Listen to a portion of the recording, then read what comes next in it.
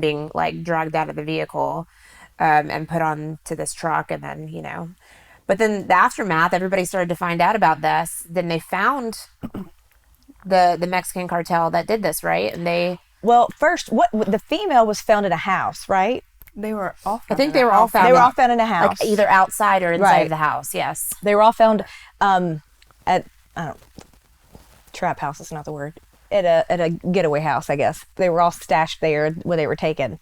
And then we hear they're found by the Mexican government. But it was weird because they said that they tried to get them medical attention, so they took them to this clinic, and so the Mexican government or the cartel or both were kind of misleading the American government about where they are. Like there was a certain period of time it's like, okay, well, where are they now? Right. Yeah. And honestly, then they ended up finding them in a getaway surprised house. We found them at all. I mean, I thought they're very lucky that any of them once they were gone, they were gone, So they find them in the house. They get the two that are still alive. They recovered the bodies because the body's been brought back to Lake City for a funeral. I think they had it recently. If not, they're having it super soon. And then we hear that all of a sudden that the cartel has dumped handcuffed behind their back without their shirts on in the middle of the road. Shirts over their head. That's what it was.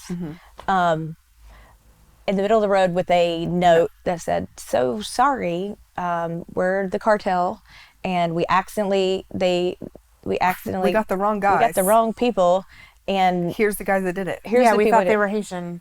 And in our head, we've talked about I think this.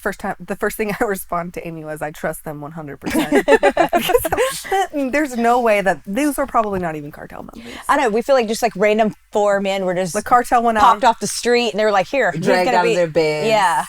They're going to be the fall guys for the cartel. Maybe if we write a sorry note and hand over 5 guys, they'll leave us alone. And I think it's working. I don't have any experience. Yeah, I don't have any experience with the cartel, but I have a feeling they don't write handwritten notes. They're like, "So sorry, got the wrong guy."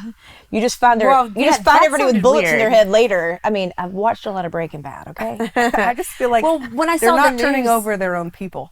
Right. The whole thing, honestly, and again, as I said, this is not like a wrapped up story. There's still stuff coming out. They're still asking for people to come forward with information.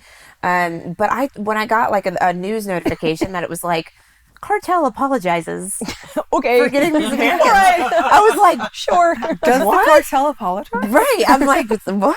For the first time in world history. Yeah. I was like, it just felt weird, I was like, really? What? That's interesting. Like they have like a PR person. Is someone giving a press release? How does this go down? Like, or do they just staple to that one guy's forehead? We commit murder, we kidnap, we take hostages all the Human time. trafficking. But in this instance, we didn't mean to. My bad. Pinky swear. 2 back. We killed the other ones.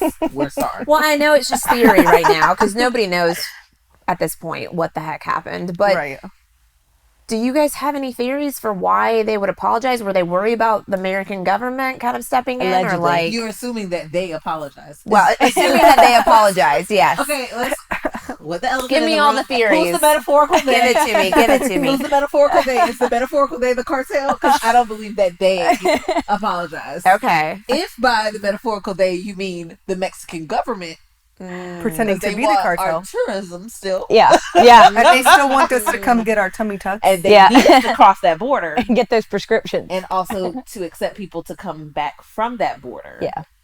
Then I think that, we might handwrite a note and give 5 people. And then prosecute them, right? So now the Mexican government is going to prosecute these 5 people who the cartel, Girl Scouts Honor said, these are the guys that did it and we're sorry. They're like, now the Mexican government's like, we're going to swear. Which one? We're going to put these people away. We got the bad guys forever. Don't worry. Safe here.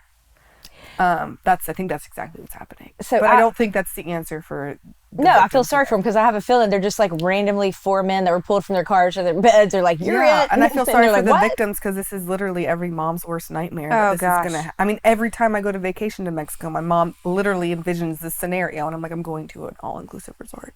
Yeah. So and that it's just happened to horrible. You, and you actually want the person who injured you and killed your friends and your family to actually we want to see what justice. Justice you're not going to get happen. justice in Mexico and with the cartel. It has to be the person. Well, with this being obviously not in the United States, with it being happening in Mexico, and these people who were murdered, can they do anything to like try those people, or there's nothing you can do from that situation? Well, Mexico said that they are going to bring them to justice, that they will be tried, whatever that looks like in that system.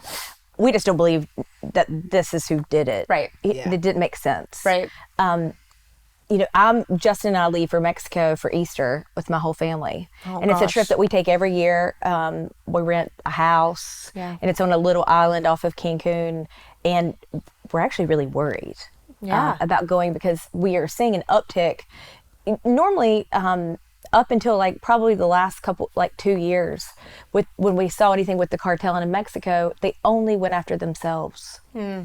So when you saw any kind of like violence against anyone, it was never an American, it was never a tourist, it was never, it was always themselves. Like you would see maybe a government official that was on the take, because I mean, my niece who speaks fluent Spanish translated and told me what the article said.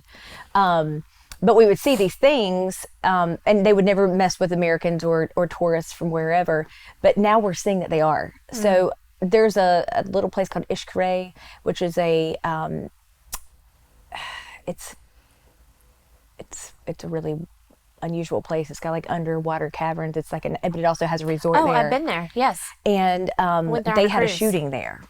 Wow. And all these Americans and you saw this cartel guy with a AR going through shooting after a certain like 2 or 3 people, but like there are Americans and children and people in the crosshairs. Yeah. And they're all running for their lives, and all these people just eating lunch and, swimming and doing their little thing. And that happened. So like now I think that Mexico realizes that they've got a big problem. And they better in this go on the offensive. There was just a bystander Mexican woman who was killed. Yes. In this one.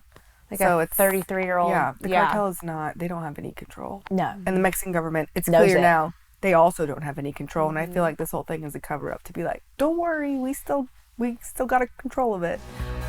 When life gets ugly.